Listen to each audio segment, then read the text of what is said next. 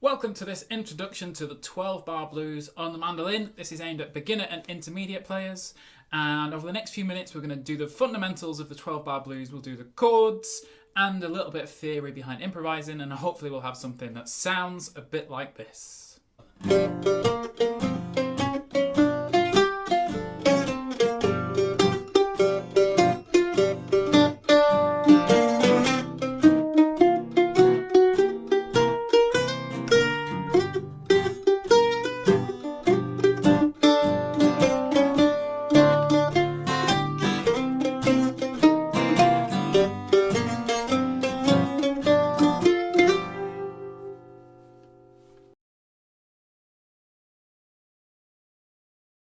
So the first thing we want to talk about is the chord chart, and you need to get used to the idea of chords as numbers.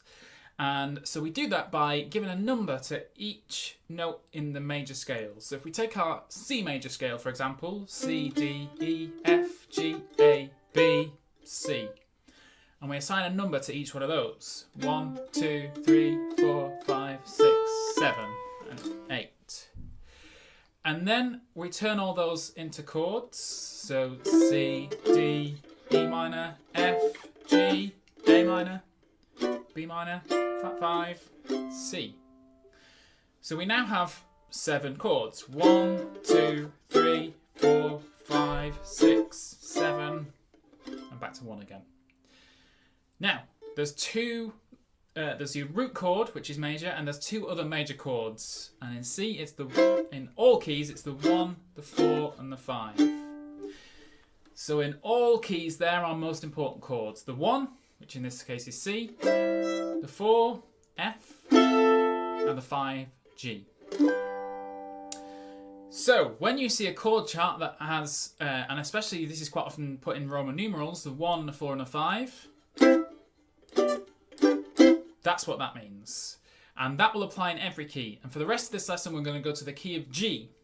So the 1, 4, and 5 in G are 1, 2, 3, 4, C, 5, D. So 1, 4, and 5 in G is G, C, and D. I should mention at this point, everything we talk about is included on a PDF, which you can download for free below. So just click the link and you can have it open while we work through this video. The next thing we need to think about is the chord chart, and the 12-bar blues is a very strict 12-bar structure. And I'll put the diagram up here so you can see what it looks like. We have 4 bars of the 1, then 2 bars of 4, back to 1 for 2 bars, then to 5, then to 4, and then back to 1 to finish. That is 99% of 12-bar blues. Sometimes that very last bar is turned into the 5, but for this lesson it's going to be 1. So that is the 12-bar blues structure. 1, 4, 1, 5, 4, 1. In the 12-bar blues, unlike bluegrass, it uses the 7th chords a lot more. In bluegrass, if you're used to bluegrass music, the 7th chord's reserved for sort of G, G7, C. It's more of a passing chord between chords, and then sometimes the 5 is always a 7. In blues, however, all of the chords are turned into 7th chords. So our old chord chart is now turned into this. And so you see all the chords are now 7th chords. Now shapes wise, you can use whatever you want obviously if you know different shapes, but I'm going to be using these 3 shapes. I like this one for my G7. So it's 4, 3, 5. I quite like that, how that sounds, and what I also like is how close it is to my 4 and 5. So to get to C7, I like this C7, 3, 2, 3. And then my 5, I like that shape just 2 notes lower. 5, 4, 5. So if our 1's there, then our 4's there, and our 5 is there. Or G7, C7, D7. All nice and close to each other. I quite like that for efficiency. You're welcome to use whatever shapes you want. You could use the G7 up here. But that's what I suggest you try and use for the rest of this lesson. And one final thing before we have a quick jam of the chord chart is the rhythm. And I'm going to give you 3 options. So if I do this over a G chord, the first one is the bass strum that underpins most of our mandolin playing, but with short notes. So what you want to do, as soon as you hit the note, you want to release the pressure on with your left hand. So we don't want anything ringing out. So both bass and strum are cut short.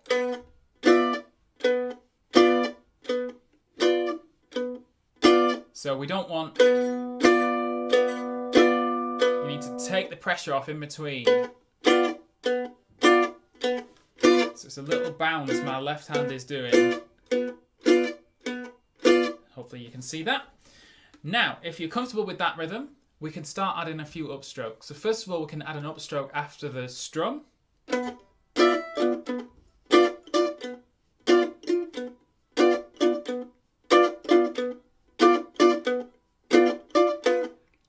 then, if you feel comfortable with that, we can add the remaining upstroke after the bass.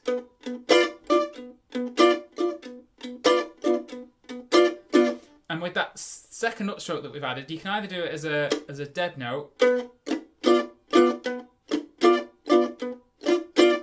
or as another bass note.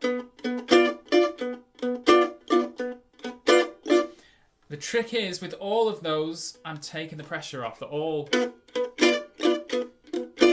So my left hand's doing a lot of work there. So you've got 3 rhythms there that all sound really nice. And I think my natural position is the last one of those. Just allows you to get that kind of swing a bit more. The important thing is to remain that the strum is still your strongest there, because that's on beat 2 and 4.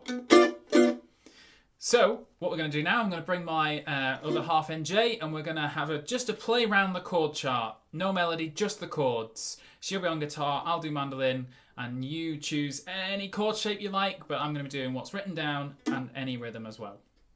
1, 2, 3, 4, G7.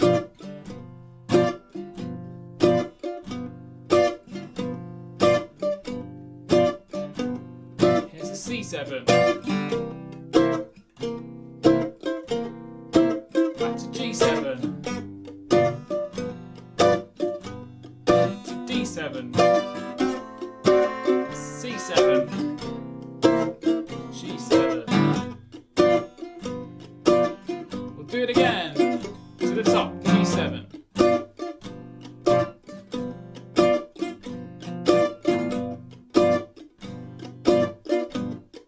Here's the C7.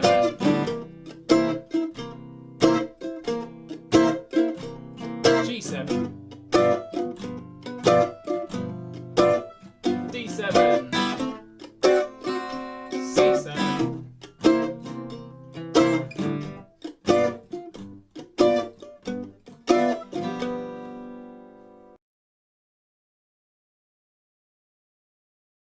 So now we have our rhythm and chord section sorted. We just want to take a quick look at the fundamentals of melody in blues. Now there's a lot of theory and I'm not going to go into all of it. I just want to give you an introduction and just an idea with where to start. And today we're going to be doing this using the minor pentatonic scale, which has the 1, the flat 3, the 4, 5 and the flat 7. So in G that would be G, B flat, C, D, F natural. But just to make that sound blues, they add in a sharp 4. So in this instance that's the C sharp. So it's the G minor pentatonic with an added sharp 4. You're welcome to think of it like that or just learn it as a pattern. And that, if you just, you know,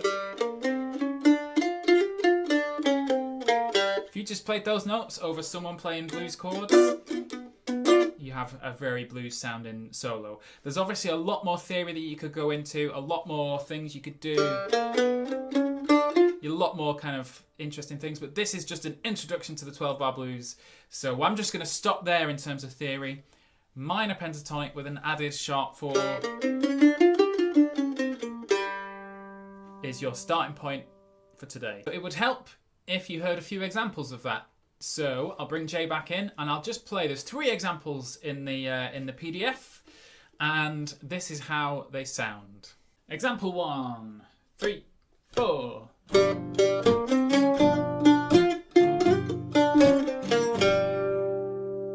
then example 2, 3, 4.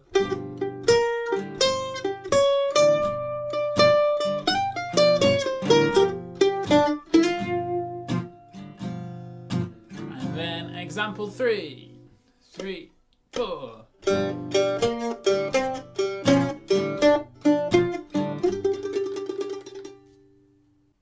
So all of those are just constructed using the notes, those 6 notes, or 7 notes if you include the octave, just slightly rearranged and a bit of experience and a lot of going wrong. When you start improvising, you have to accept it goes wrong way more than it goes right, and eventually you work out what you like playing. So don't be put off if you can't get it first time round.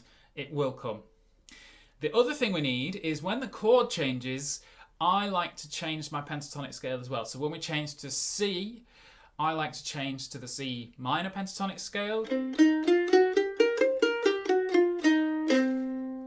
And then when it changes to the D. So I like to match the pentatonic scale with the current chord change.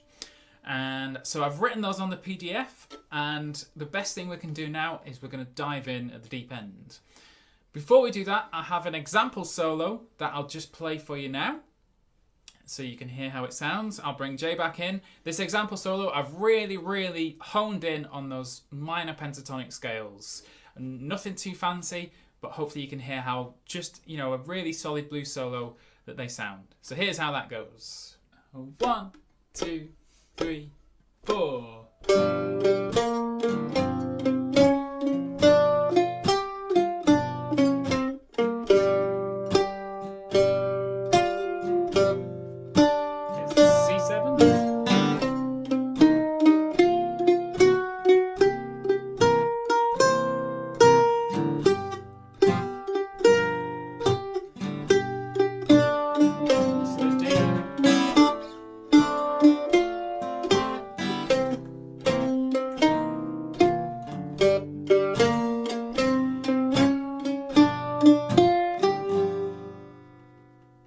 So now it's going to be over to you. I'm going to bring Jay back in and we're just going to play the chord progression round a few times, and I will play the example solo over the first one. So if you wanted to just copy what I was doing, that's fine.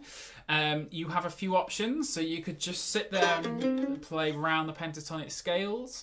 You could write your own solo, and I've included a blank bit of manuscript, so you can try that. You can just copy exactly what I've done, or you could take what I've done and adapt, just change some of the notes. To me, that's improvising. Take my solo, change some of the notes you don't like, and there you go, you've had your own improvised solo. So it's over to you to finish this lesson. Best of luck. Don't forget, if it doesn't go right first time, that's unfortunately part of the process of learning to improvise. You just have to keep going, and eventually it will all click into place. So, best of luck. Here we go. 1, 2, 3, 4.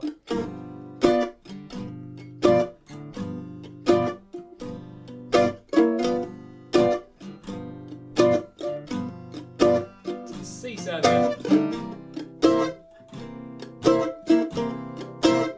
Back to the G7. To the D7.